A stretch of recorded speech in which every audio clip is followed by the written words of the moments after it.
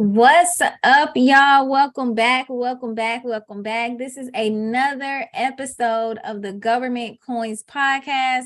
And I just got to say it, season 4, episode 5. This is something that we haven't talked about before. And I know people are going to be so excited to see this interview. We talk all the time about government contracts, and we go ahead on government contracts today because that's the goal. But another part of government coins or government money, government funding is also government grants. We don't hit that a lot. So I'm so happy to have Dr. Lauren Josephs here to talk about her experience in this government contracting space, both on the grant side and on the government contracting side. So hi, Dr. Lauren, how are you? I'm just excited to be here. I've watched you for a while, listened to your podcast, and just think it's such an informative space for people to come and get information. So I'm happy to be here. Oh, now that's exciting because that means we definitely about to get to tea. She knows exactly how this podcast goes down. So definitely. Can you tell us a little bit about yourself, just so we can kind of let everyone get acquainted with you and the work that you do? Yeah, absolutely. I started my career as a licensed psychotherapist, and I was doing home visits, going to people's homes, particularly youth who were on probation, youth involved in the juvenile justice system and their families.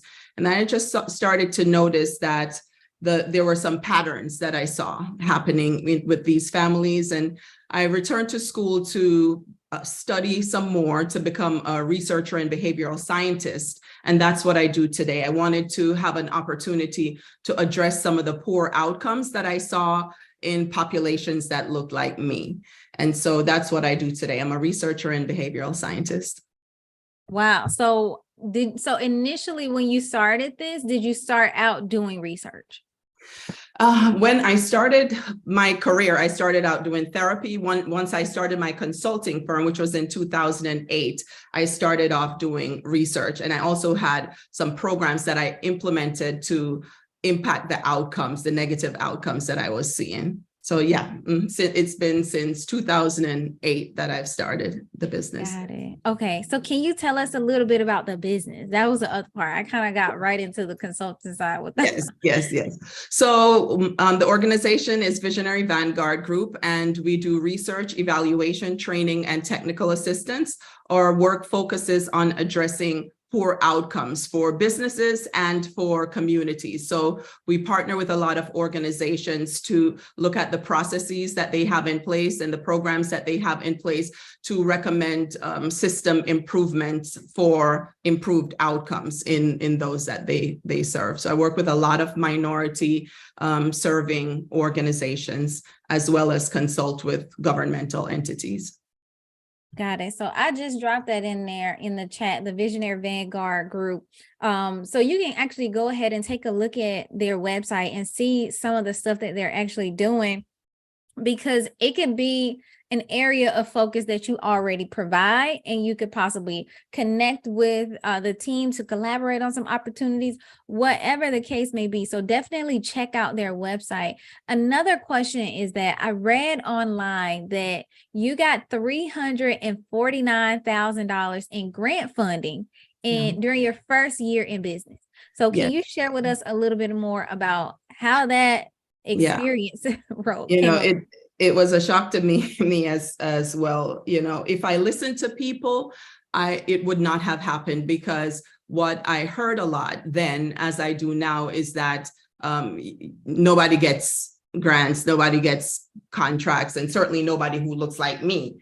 And so the process, even though I got it in the first year in business, I was strategic because I knew I wanted to leave my corporate role. I was a Health Disparities Researcher at a major hospital system at the time, and I knew that I wanted to branch out on my own. So before I even started my company, I started investigating what were the opportunities for me to get income, because I didn't have a bag of cash just sitting there waiting to pay my bills. The bills were still going to be there. So I started looking for funding opportunities. How do small businesses get funding, and learned a little bit more about grants and contracts. And I knew that one of the things that I wanted to do immediately was to design a program for girls who were involved in the juvenile justice system because of the work that I had previously done. And so before I even left corporate America, I started looking for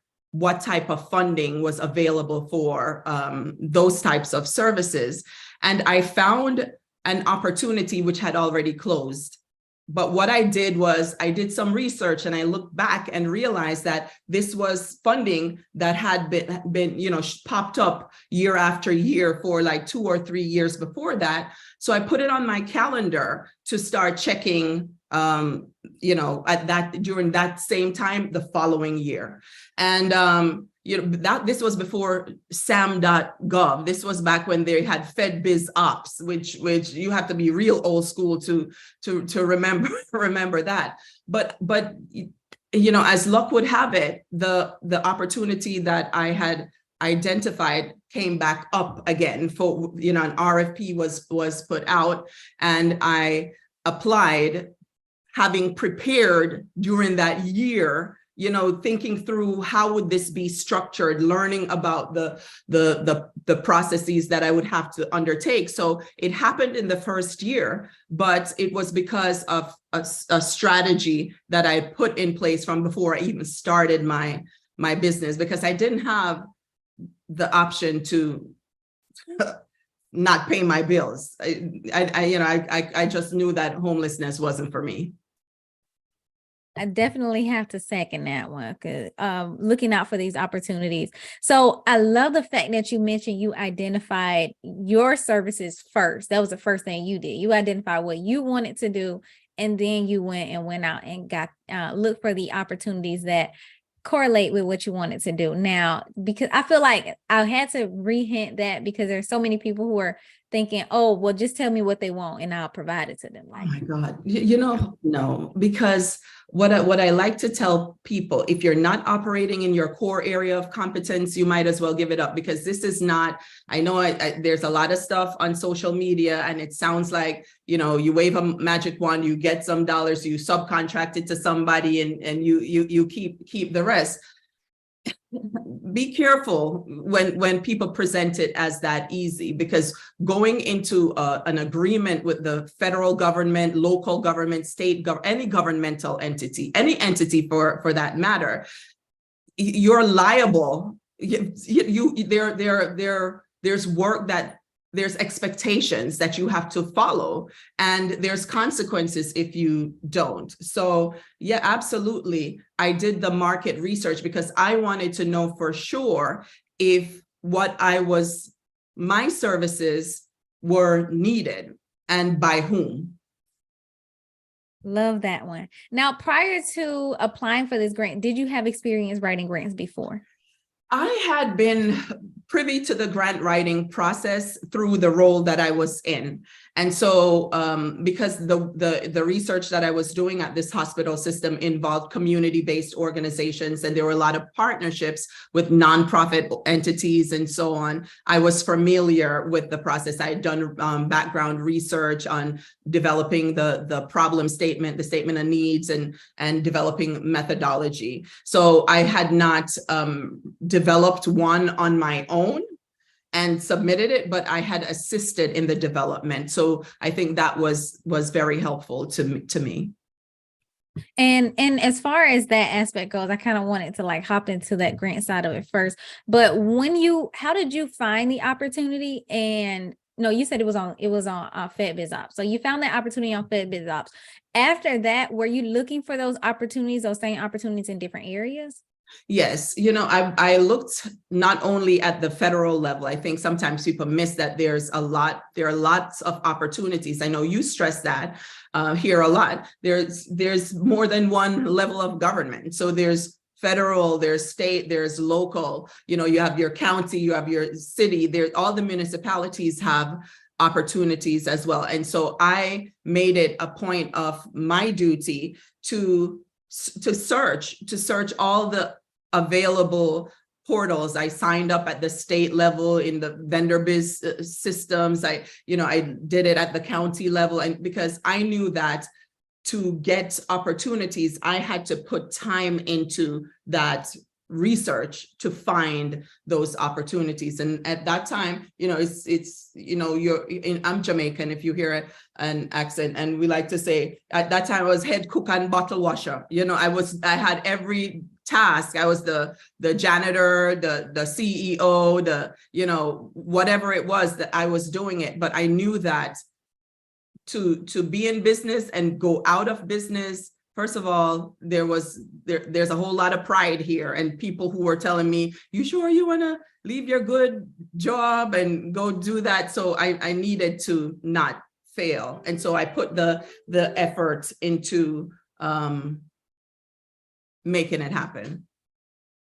Now, this is another thing. When we get into like the grant process, we normally consider grants always go to nonprofits, and they always go to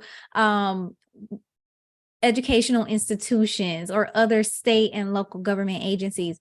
As a business or a new entity getting into the space, and as a for-profit entity, what have you seen entering into grants? I've seen that many people think mistakenly that they're not grant opportunities, and so they're not looking for them.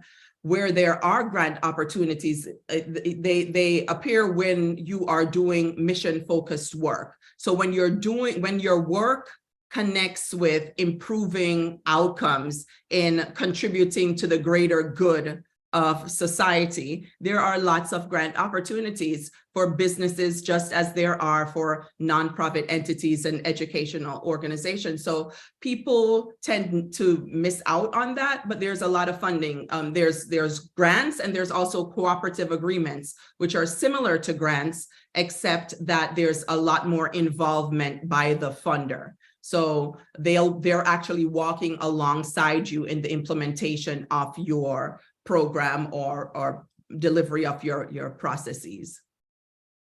Got it. And thank you for that explanation, the difference between the two. So here's another question. What advice would you have for a for-profit business who is looking to go after government grants?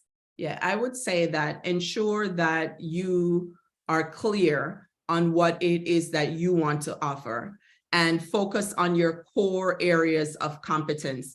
One of the things that I know for sure, having done this for 15 years, is that when you do work that you are fully qualified for, the process becomes easier because you're doing different variations of the same work. So when you're developing a packet, you're not having to scramble to think through what is this about, or Google something. It's because you already know it. So I would say the first thing is to know what it is that your skill set is, and identify opportunities that are in alignment with the work that you do well and that you also love to do. Because when it gets to be nighttime and you have things that are still yet to be done, if you're just doing something for the money, it ain't gonna work. No, not at all. Not at all.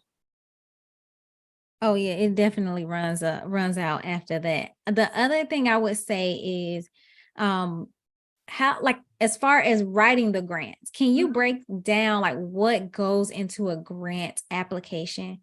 Yes. Like some of the most common components of a grant application. Absolutely. So with the vast majority of grant applications, you'll have to write what is called a statement of need. And I've seen social media grant quote unquote experts saying the statement of need is why you need the money. No, that's not a statement of need. The statement of need supports lays out the reasons why a program is necessary. So for instance, when I was doing the program with girls, there were high rates of involvement in juvenile delinquency. There were high rates of unprotected sex and things of that nature. So you have to give the body of knowledge, the research around what is happening in your particular community. So you're telling them, this is why my work is necessary. So the statement of need is important. You'll have to speak about your intervention. Okay, so this is the problem. What are you going to do about it? And why is this the best possible course of action? So it's not just your thoughts about it. Everything has to be grounded and supported by the body of knowledge that exists, research. So you will have to find articles that are published that supports what it is that you want to do. So you have your problem statement, which is also called the need statement. You have your intervention, which is what you want to do. You have how you're going to measure it, which it falls into the evaluation plan, because they want to know, how will you know if your program is successful? How will you know if what you did had an impact? And so you have to speak to that in the application. You'll also have to talk about your organizational capabilities. What makes you and your team capable of fulfilling these obligations? And the budget.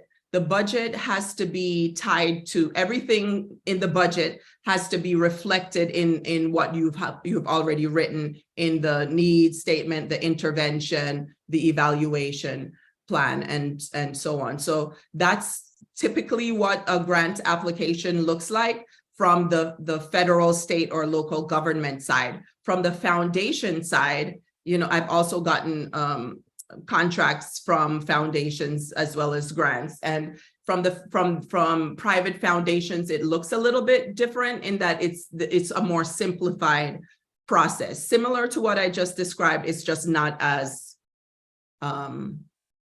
it's a simpler application process. So that brings us into another topic, and one, you really broke down those different components for us, so thank you so much for that. The other topic is, you mentioned that you've gotten grants for government and for foundations. Where can businesses receive grants? Yeah, well, and think about all the Fortune 500 companies in your area. Think about the large insurance companies in your area. Look at, Google private foundations and your state, and you'll see those, because many of them have an obligation based on their organizational structure to provide funding to the community, right? And so there are a lot of dollars there. Even hospital systems have community benefits departments that have funding opportunities. You can look at, right now, I have a contract with a private university system. So I would encourage small business owners to broaden their view of what a funding entity is. Certainly, there are a lot of coins in the government space. However, there are other entities that have a lot of money too. So look for private foundations and corporations, and they typically have opportunities there. So one quick thing, well, 2 points before we move on to our next topic and get into government contracting side of it. The first one is, you just spoke again about cooperative agreements. And you gave us an example of what it is earlier. Are those advertised the same way that grant opportunities are advertised? And then also, is there a difference in the process of getting a cooperative agreement? No, the process is very similar to the grant process. From the federal side, you'll have to be registered in sam.gov to be able to apply through grants.gov, right? And so the cooperative agreements are generally listed on grants.gov. Sometimes they're actually listed in sam.gov as well. And they look like any notice of funding opportunity, except it doesn't say contract and it doesn't say grant, it says cooperative agreement. And so there are lots of entities in the federal space who like to use that funding mechanism because they have ideas about how they want whatever it is, that service. They have thoughts about how it should be implemented. And sometimes they have evaluators on the national side that works with the local team to gather data so that they can report back to Congress. So it's if you're searching in sam.gov, talking about the federal opportunities, grants.gov and sam.gov are where you typically would find them, or also on the respective agencies. So, it might be on the Substance Abuse and Mental Health Services Administration, SAMHSA, or CDC, or, Department of Health and Human Services. So it might be on those, but, everything over 25,000 has to also be reflected in sam.gov on the contract side, and then grants.gov for the cooperative agreements and grant opportunities. Got it. Okay, thank you for that. And that was going to also be my second question. So finding these opportunities. So you've already told us on the federal side, grants.gov and sam.gov. What about some of the other entities that you mentioned, like the private foundations and your private university systems and hospital systems? Yeah, so every large entity, every single one of them has a vendor space on their website, or procurement. It might say procurement, it might say vendor opportunities, same thing. So you would register, ideally, before you are looking for opportunities like right now to apply, you want to sign up for all of these emails. You can search by the type of opportunities that you're interested in and sign up for them on the state level, the local county level, the different city municipalities, the different colleges and university systems have vendor and procurement departments. Anywhere that is a huge entity works with consultants, contractors, they offer grants. And so just anytime you think of a big business, a big employer in your community, think also what opportunities may exist for you in working collaboratively with those entities. Thank you. Okay, so let's switch gears and go into our next phase. So thank you for the information on grants, but does your company also go after government contracts? Absolutely. It's for me, the only distinguishing characteristic is what they want to call it. I don't care what it's called. If it's something that I can do and it has money attached to it that can enrich me, my business, and I can contribute to a positive outcome in society, then I'm going to go after it. And frankly, what I've found is that some of the processes are the same, particularly when you're providing a service. I'm not selling toilet paper, right? You can also sell toilet paper to the government, but I'm in a service-based industry. So a lot of the contracts are not just the price quotes that you will come across for, product-based type of services. These are notice of funding opportunities, RFP, funding opportunity announcement. They call them all these types of things, but they're actually structured very similarly on the grant side and on the contract side when it comes to delivering a service. And so there's information on what they're looking for, there's information on the scope of work, and there's a request for information on all those different layers that I mentioned before on the grant side, such as the needs, how are you going to approach the work, your capabilities, all of those things. And the budget is where sometimes people get stuck. They don't know how to price, and so that takes a little bit of work. But there are spaces on the federal side that you can check to see how much they pay for certain types of services that are similar to yours and use that to inform your budget. So it's very similar for service-based industries is what I have found as a consultant, that the process for application are very similar on both the contracts, cooperative agreement, and grant side. So we do have one question. Someone said, how important are certifications in your space?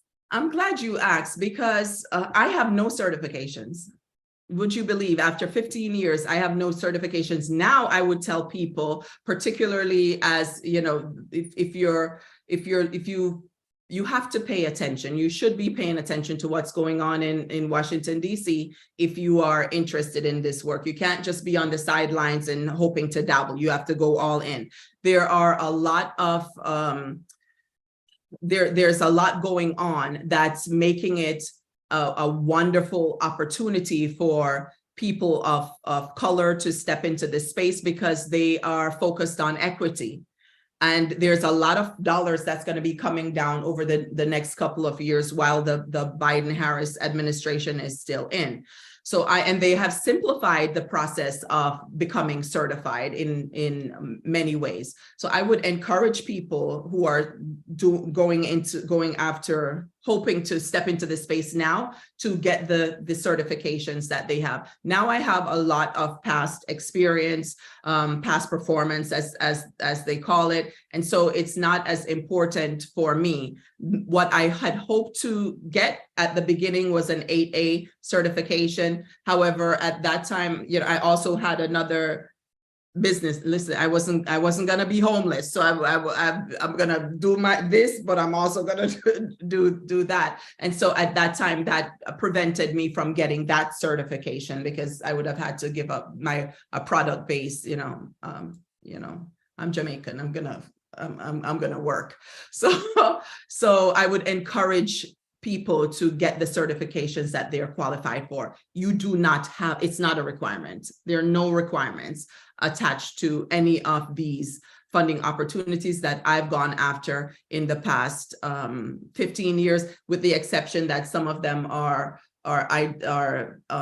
small businesses. So it's just as a small business, as you identify in your SAM registration, you'll self-assert that you're a small business because you meet this income threshold and this number of employees. And so you're good without certifications, but if I would encourage you now to go after, don't be like me. I have none, zero. Yeah, but you got that past experience to back it up. So usually, Yes. You getting the certification so you can get the past experience. Exactly. So there we go. Exactly. So the work that your company does for contracts is the same work that you do for grants, or is there a difference in the services? Okay. No, they're very similar. The scope of work might be larger in some opportunities than others, but I research, evaluation, training, and technical assistance. That's my core area of competence, specifically focused on addressing disparities, meaning differences in outcomes for racial and ethnic minorities. So that's all I do. And I would encourage your audience to also develop an expertise. It's better to know deep and broad what you do, rather than just know superficially and then do 56 different things. Because if you don't develop expertise, you don't have an opportunity to be known for the work. Because another thing that we often don't talk about are those opportunities where people just call you and say, okay, I got this over here. How does that happen? Because of your reputation, because of the way you do your work, and because of the expertise that you have developed by focusing on, one thing or the other. That is definitely true. I will attest to that. I definitely get calls just because now. So it takes time to build that up, but once you get into this space and you stay consistent, That's a big deal. So another thing is that in addition to your business, you also provide consulting support to small businesses as well. And we got people in the comment section saying such a wealth of knowledge. Thank you so much for the information. I love all this information. So before we get to like our last question, you also provide consulting services to businesses as well, or can you tell us about that, how that process works? Yeah, really quickly, I have been a mentor for all these years, and I have been mentored by by a few key Black women who just saw fit to pour into me. And so I've always done that. However, about 2 years ago, I saw this article in Forbes that said Black women-owned businesses need funding, not mentoring. And it really struck me because I knew what they were talking about. You can guide and guide and guide and guide, but if you still don't have money, then you're going to go out of business. I'm a rare entity that's in business for 15 years because 70% of businesses go out of close within the first 10 years.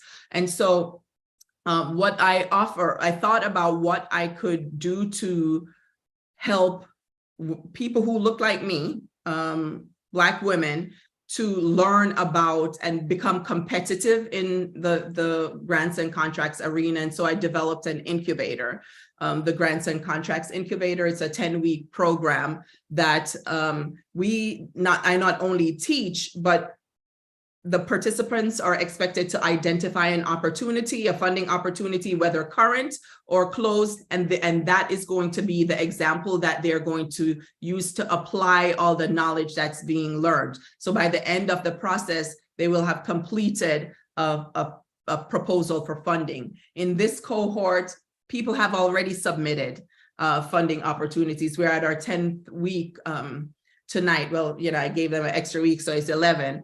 But that's my focus, is to help. And I can only do it on a small scale because I'm a real consultant. Not just I don't play one on Instagram. And so I do my work day to day, but I've carved out some space to be able to support and hold 14 women's hands, each cohort, through the process of learning about how to get government and other funding. So you also have another one coming up soon? Yeah, it starts on May 11th. That will be the last one I do for this year. I'm not sure about next year because of, I'm still getting grants and contracts.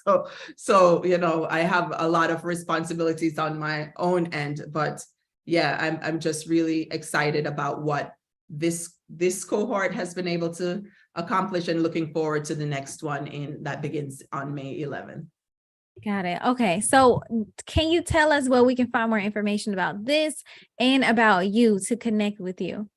Yes, I'm not I'm on Instagram. You'll see that I'm not an influencer. I'm a researcher and behavioral scientist on Instagram at Dr. Lauren Josephs, DrLaurenJosephs, and at vvgroup.net. vvgroup.net is my organization, but you can reach me you can reach the website through Instagram, and you can connect with me through there. And you can also, if you go to the website and you use the contact us feature, you can just send an email.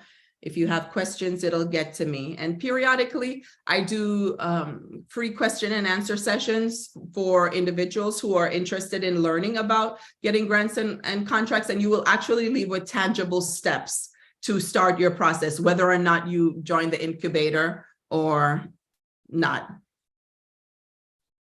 Okay, so I've already dropped the links. I'm still dropping them as we speak, but links to all of the different programs, your website, so that way people can definitely reach out and connect and just follow you to stay abreast on what's going on, what things you have available when you're hosting these informational sessions. Also, we'll have to get another episode in to talk more about We're grants, done because already. look, somebody said thank you. I just hit follow on IG. Someone said it's the best government program I've attended. It's factual, structure, and you get results. Thanks, from Dr. Angela. Oh, hi, Yeah, Angela. Dr. Angela. So yeah, definitely super excited about this. I feel, how do you feel, Dr. Lauren? I feel good. I love this. Okay. I love the fact that I love your whole approach, because the way that I feel is that when we connect with each other and when we support each other, we have the best opportunities for success. So I just really honor you and the space that you have created, because there's so much competition. And I tell people there's $500 million each year. You just looking for 250 to $1 million for yourself. What is the competition, right? So I've seen your work, and I just think I just really appreciate your excellence, the information that you are imparting to your audience. And thank you so much for giving me the opportunity to appear here in front of you. No, absolutely. I think it's important for people to, and that was really one of the big components of it. I think it's important for people to be able to see us in this space thriving, but also to see us in these government positions. So that way they know there's opportunity. You can do this. People are excelling. You are excelling at this. Like, let's follow in your footsteps. So definitely thank you so much. If we missed some comments or some questions or anything, we didn't. But this was a great episode. People felt like they got a lot of value from it. And that's always been the focus, being able to provide value and put people in front of them who know, like, they know what they're doing. They talk the talk, they walk the walk. So Amen. definitely can appreciate that. Thank you so much, Dr. Lauren. We will see you soon. Everyone, don't forget to like, comment, and subscribe to our channel. If you like this episode, we will definitely have a lot more information coming out. Maybe we even do something with Dr. Lauren just to focus primarily on some grants, because like I said, we rarely ever talk about that on here. But that's it. We'll see you all in the next episode. Until then, have a great week and stay productive. Bye. Okay, so we are, let's see.